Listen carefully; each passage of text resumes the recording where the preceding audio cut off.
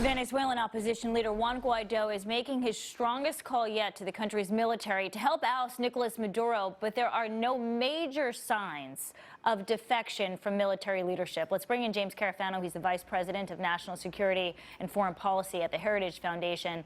Thanks for joining us, James. Yeah, good to be with you. You know, the National Security Advisor, John Bolton, says he hopes these three key military leaders defect, but they haven't yet. And if Guaido really wants to wrest power from Maduro, he's going to need defections, and he's going to need them in large numbers. So how does this play out? Right. So we know a lot more about what happened yesterday, but a lot less about what's going to happen today. So yesterday, I think we learned pretty clearly that Maduro was actually on the verge of leaving. The Russians twist-armed him to stay. There were 1 million people going to the streets. He decided to take the step of going forward and arresting Guaido. Guaido found out, and that really kind of preempted him to make this move, even though he doesn't know if the military is going to flip or not. So both sides have reached this crisis point, not intentionally, right, and really not knowing where we go from here. So we know this really goes back to Moscow. Vladimir Putin has created this crisis, and that's where we are today.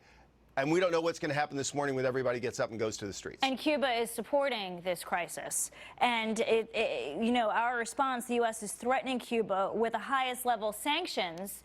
Senator Rick Scott of Florida, where there is a huge Venezuelan population, is tweeting this: the U.S. military must be ready to supply humanitarian aid and defend freedom and democracy in Venezuela. I'm calling on POTUS to pre-position assets. That's the strongest call I've seen to move the military to the region in position to react. Do you think that's where we go? Or that is an all option on the table, as we heard from Pompeo and Bolton? Is that where we're headed? Well, I think both the National Security Advisor and the Secretary of State were absolutely right, saying all options are on the table.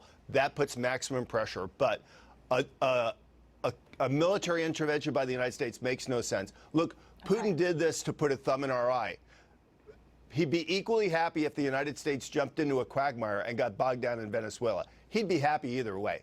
So, you know, doing this because, well, we have to show Putin that we're going to enforce the Monroe Doctrine, that's just nuts. Look, this is a country of several million people in the middle of a civil war, and for the United States to parachute in the middle of that, this would be like Iraq Redux. It's just not a good idea. Yeah, but we're at a fork in the road. I mean, this could end badly for Guaido. How do we ensure or help best try to ensure that that doesn't happen? Well, I think we take a deep breath, right? So we could wake up today and the military could flip and Maduro could flee the country.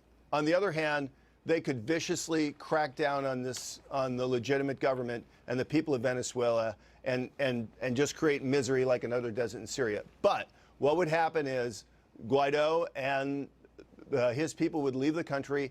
They would widely be recognized by the international community as the legitimate government, and the struggle would continue. James Carafano, thank you very much. Thank you.